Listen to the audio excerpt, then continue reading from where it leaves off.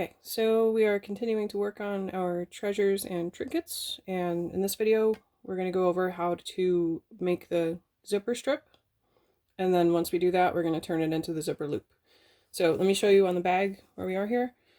You have two long thin pieces of quilted fabric, and we're going to install our zipper in between those two.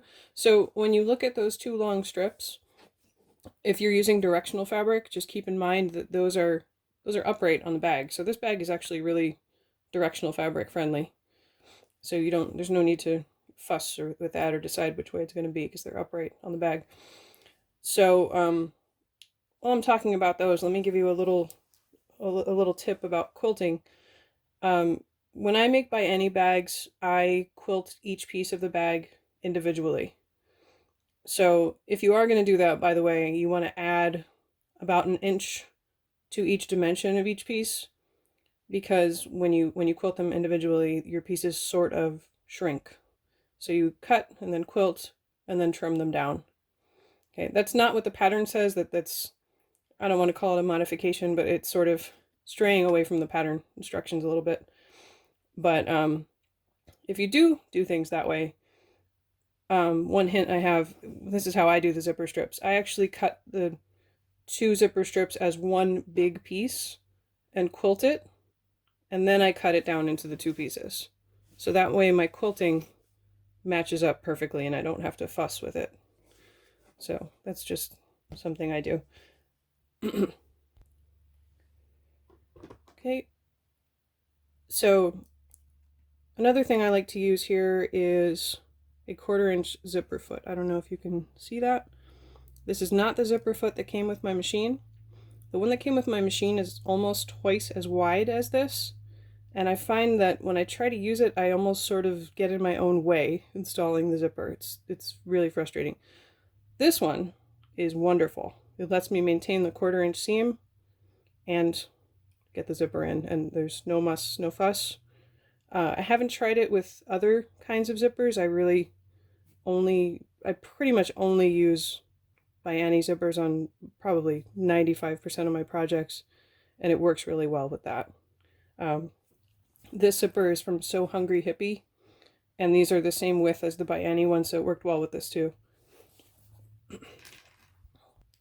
Okay, so I'm going to show you how to install the zipper in a moment, but once we get the zipper installed, we'll have the zipper strip, which is two pieces of fabric and zipper in the middle, and then we will install, or attach rather, the back strip.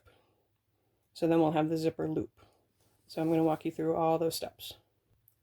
So when you're installing a zipper, you want your zipper tape to be longer on each end. I know it's hard to see because I can't really get this entire thing in the shot all at once, but it's at least 1.5 inches longer than my quilted piece on each end. And the reason for that is, I make the zipper even longer than the pattern says because I like to push the zipper pulls, the zipper slides, all the way out of the way. And then I just leave them there until it's time to seal up the ends of this piece. And then I move them into the middle. So it just makes it a lot easier. You don't really have to think about the zipper slides until the last minute, really. So what we want to do here is we want to sew the zipper tape onto the bottom of the top zipper strip. And when you line this up, you're lining it up with the bottom edge here, and you want your zipper tape hanging over the edge of the quilted fabric just a little teeny tiny bit. I don't even know a measurement for it, just a hair's width. And then you're going to sew this down with a 1/4 inch seam. But when you measure the 1/4 inch, or when you set your 1/4 inch foot on the edge, you're setting it on the edge of the zipper tape, not on the edge of the fabric. I forgot to mention, we're looking at the right side of the quilted fabric, and we have the zipper right side down. So your zipper slides will be dangling underneath there. Okay, so I've got that sewn down. I'm going to turn this back the other way so I don't confuse you. So I have this zipper tape sewn to the bottom edge of the top of the zipper strip. You have the top and the bottom of the zipper strip A, zipper strip B.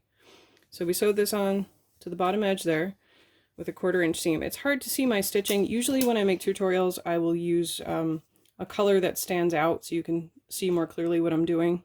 But, you know, like I said before, this is for someone, so I don't want to use a bunch of weird colors. So what you want to do now is turn this over, and we're going to fold the zipper tape flat against the quilted fabric. The goal here is to get all the edges of your soft and stable hidden. You want all of this raw edge hidden underneath that zipper tape. If you do not have a by any stiletto, I highly, highly, highly recommend it.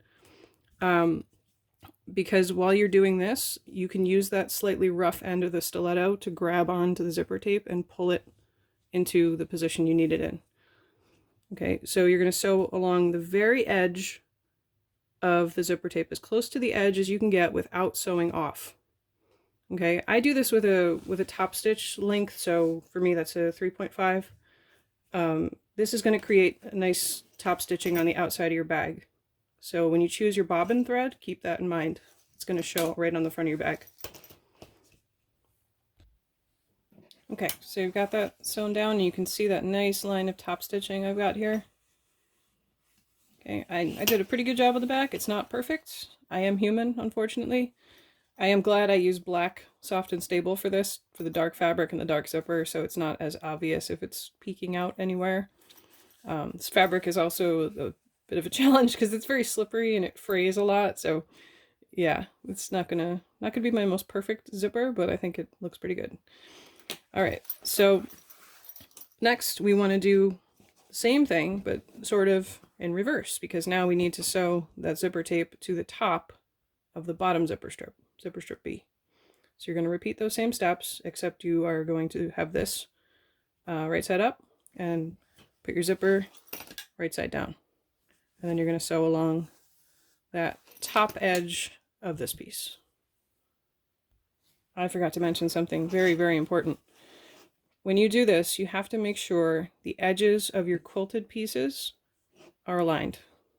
You don't want them like this or like this. You want to make sure the edges are nice and lined up.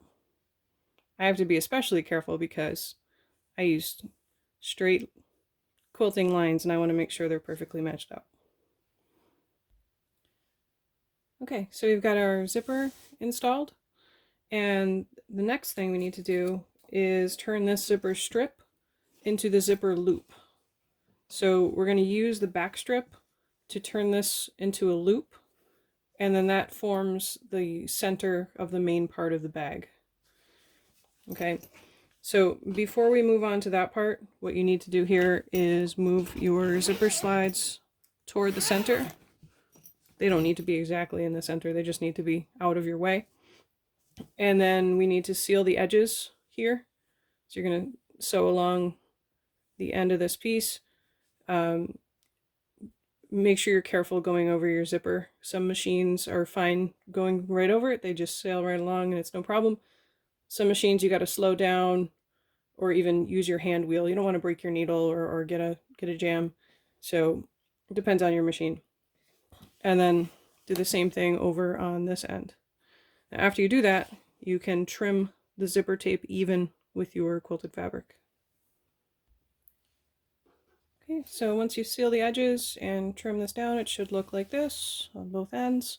And now we are going to turn this into the zipper loop. So you're going to need the back strip.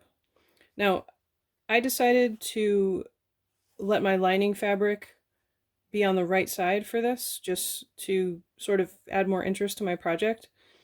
And you can do that if you like to spice things up, or you can have it look more uniform. That's totally up to you.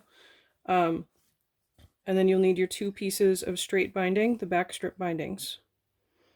Okay, just like with the straight binding on previous videos, this needs to be folded in half the long way with the wrong sides together, and then you can press it or not press it. Since it's straight binding, not bias binding, you can press it if you like. It's up to you. Okay, so to turn the zipper strip into a zipper loop, what we need to do is take the back strip, and whichever side you are using as the right side needs to be facing down, right side down. I'm sorry, it's a little confusing since I switched mine up. Okay, but what we're doing is sewing the zipper strip and the back strip together with the right sides together. Okay, so you're going to line this up with the edge of the zipper strip and the edge of the back strip. You're going to line those up, put some wonder clips on it if you like, and then we're going to sew this down with a 1/4 inch seam. And let's do that, and then I'll get to the next part. So I just had to go check the pattern to make sure I wasn't about to say something incorrect. When you sew this down, you're going to sew it 3 times. So you want to sew it with a 1/4 inch seam, a 1/8 seam, and a 3/8 seam. You need to do all 3, and the reason for that is we need this seam to be nice and compressed, because the type of binding we're going to bind this with is a flat binding. So the more compressed it is, the more nice and flat it will be on the inside of our bag, so we don't have a weird, awkward bump inside the bag. Okay, so you're going to sew that down with an 1/8, a 1/4, and a 3/8 inch seam. You'll have 3 lines of stitching here. Okay, so once you have those 3 lines of stitching sewn there, you want to take your folded piece of backstrip binding, and you want to have the raw edge right here and line it up with the raw edge here. Okay, and then you're going to sew this down again with an 1/8 of an inch, a 1/4 of an inch, and a 3/8 of an inch. So you're going to do 3 lines of stitching again. I know it seems like overkill, but it really compresses the seam, and like I said, it makes the inside of the bag lay nice and smooth and flat. I just made a little boo-boo. I apologize. I am human, like I said before, so I screw up sometimes. Sorry.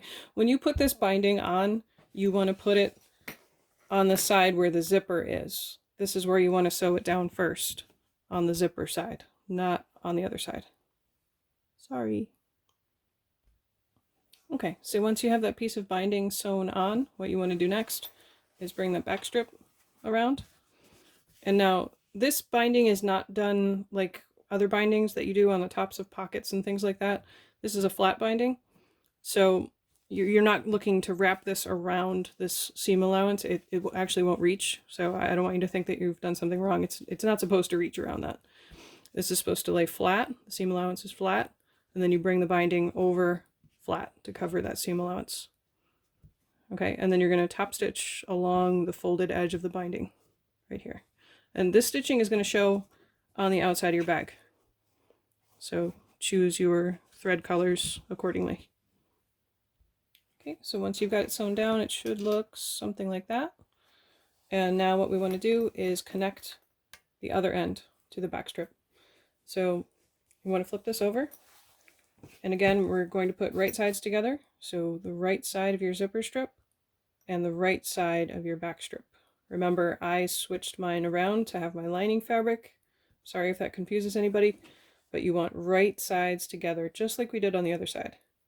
Okay, so you're going to line up those 2 raw edges and then repeat the same steps that we did for the other end. So you have 3 lines of stitching, and then you're going to attach your other back binding strip and do that flat binding again. Okay, so there we have our finished zipper loop assembly. So in the next videos, we are going to work on the pods and the flaps. I'll see you then. Bye-bye.